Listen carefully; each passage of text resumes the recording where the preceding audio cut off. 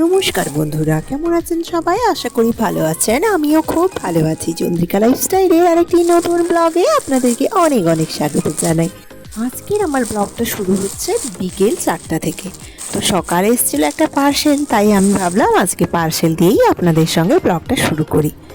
তো একটা সুন্দর শাড়ি এসছে, সেটাই আপনাদের সঙ্গে শেয়ার করছি। পুজোর জন্য একদম পারফেক্ট শাড়ি। শাড়িটা কেমন হয়েছে বলুন তো? সাদা শাড়ি, তার সঙ্গে পাড়টা হচ্ছে চেক্সের রাফেল পাড়, আর ওই যে কুলোর উপরে স্বস্তিক চিহ্ন করা।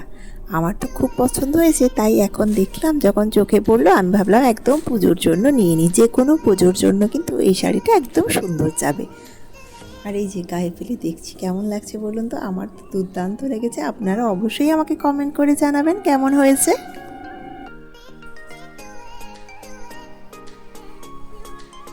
ব্যাস, শাড়িটা সুন্দর গুছিয়ে রেখে দিয়েছি। তবে এই শাড়িটা রিটার্ন করতে হবে জানেন।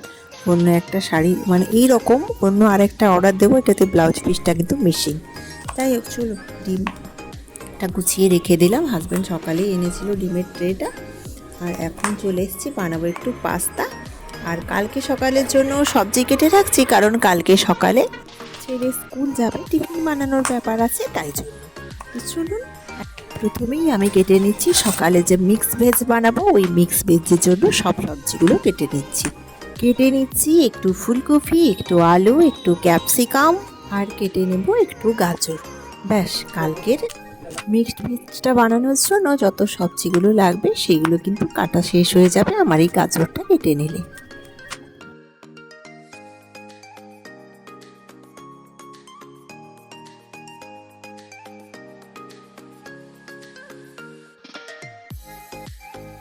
এখন যত সবজিগুলো বের করছি এগুলো কিন্তু সব পাস্তা বানানোর জন্য ইউজ হবে। তো তার জন্য প্রথমেই কেটে নিচ্ছি একটু ক্যাপসিকাম, তারপরে একটু কেটে নেব ওই যে বেবিকর্ন কিন্তু পাস্তাতে দিলে খুবই ভালো লাগে। আপনারা যারা বানান অবশ্যই তো জানেন, যারা জানেন না একবার ইউজ করে দেখবেন, খুবই সুন্দর লাগে। তারপরে একটু মাশরুম কেটে নিচ্ছি, যেহেতু আমি আর আমার হাজব্যান্ডই খাবো হোয়াইট সস পাস্তাটা। আমার ছেলে মাশরুম খেলে ওর মাশরুমে অ্যালার্জি আছে, তাই ও খায় না। আর একটু কেটে নিচ্ছি ছোট ছোট করে একটু গাজর।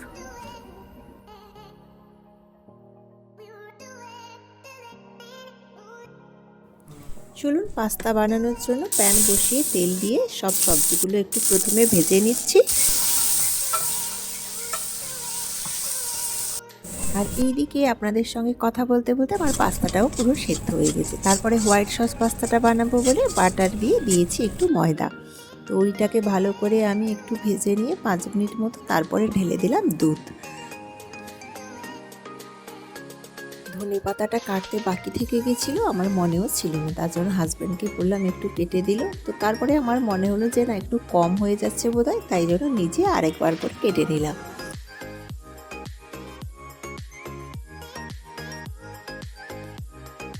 আর এইদিকে ওই যে দুধ ঢেলেছিলাম তার মধ্যে দিয়ে দিয়েছি আমার ভেজে রাখা সবজিগুলো, পাস্তা, আর একটু দিয়েছি বেশি করে চিজ। 5 মিনিটের মধ্যেই এটা হয়ে যাবে একটু থকথকে টাইপের। তো যখনই একটু মোটা মোটা হয়ে যাবে তখনই আমি গ্যাসের বন্ধ করে দেব।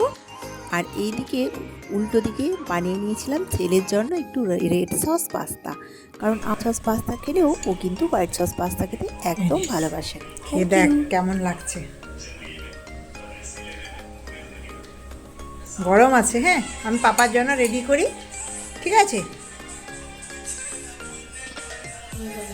অনেক গরম, একটু থাক তাহলে, একটু পরে খা। আর এইদিকে আমার জন্য আর ওর পাপার জন্য বেড়ে নিচ্ছি আমি হোয়াইট সস পাস্তা। আর ডিমগুলো একটু ভেজে রেখেছিলাম, ওইগুলো একটু উপর থেকে ছড়িয়ে দিলাম। ঠান্ডা হয়েছে? কেমন হয়েছে? খুব সুন্দর হয়েছে। তোমার দিয়ে দিয়েছি, তুমি চলে এসো। কোথায় বসবো? ভালো হয়েছে বাবু? ঠান্ডা হয়েছে? ভালো হয়েছে। এই নাও তোমার হোয়াইট সস পাস্তা। কেন আমার এটা কেন?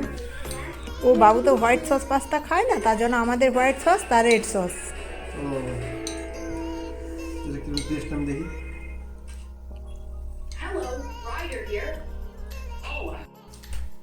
আর এ লবণ টবণ সব ঠিক হয়েছে? রেড সসটা ট্রাই করি, দেখি কীরকম হয়েছে।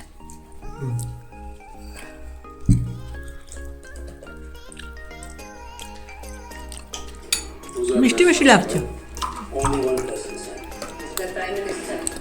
ক্যাপসিকাম আর ধনে পাতার ফ্লেভার। তারপরেই হাজব্যান্ড অর্ডার দিয়ে এসেছিলো একটা দোলনা। ঢুকবে তো? চলে এসছে, আমাদের খাওয়া দাওয়া শেষ হয়েছে। আমরা যেহেতু তাড়াতাড়ি একটু খাওয়া দাওয়াটা করে নিই রাতে, তো এখন বাজে 8:30 চলে এসছে তো আমাদের এখানে দোলনা। থাকবে, আমাকে এই জায়গাটা একটু পরিষ্কার করে নিতে হবে। আচ্ছা, আমরা নিজেরাও খুলতে পারি তো? আমি দেখিয়ে দিচ্ছি, আচ্ছা, কোনো ব্যাপারই নেই, জাস্ট নর্মাল একটা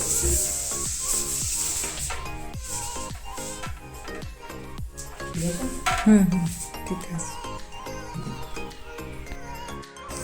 এর সাথে একটা চেইন সিস্টেম করা আছে। ওই চেনটা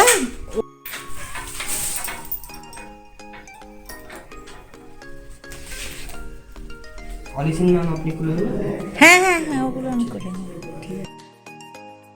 দোলনা এসেছে, আর এক কাপ কফি না হলে হয় বলুন? তার জন্য আমি ঝটপট করে চলে এসেছি রান্নাশালে, যে খাওয়া হয়েছে হোক, একটু কফিটা নিয়ে দোলনাতে বসে খাই।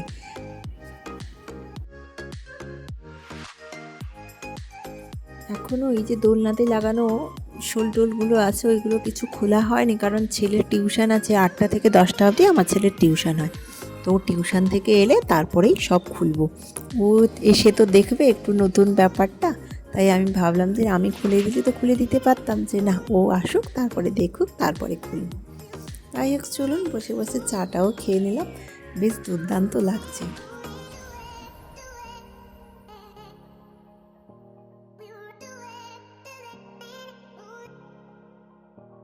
আবার আপনাদের সঙ্গে দেখা হচ্ছে পরের দিন সকালে। সকালে উঠেই আমি মিক্সড ভেজ বানানোর জন্য কালকে যেই সবজিগুলো কেটে রেখেছিলাম সেইগুলো দিয়ে দিলাম একটু সেদ্ধ করার জন্য, একটু হলুদ আর একটু পরিমাণ মতো লবণ দিয়ে।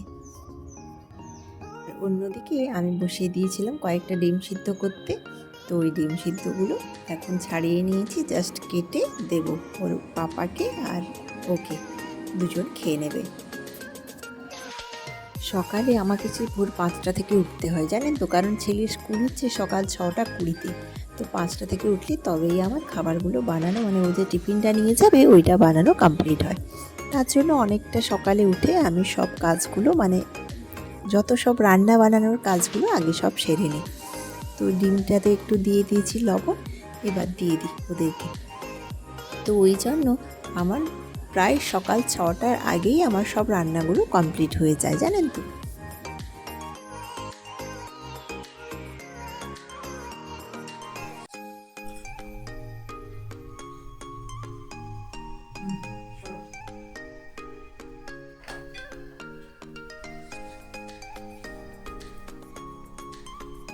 তারপর চলে এসেছি ওই মিক্সড ভেজটা বানানোর জন্য। একটু হলুদ দিয়ে যেগুলো সিদ্ধ করেছিলাম ওইগুলো একটু তেলে জাস্ট নাড়িয়ে নেবো।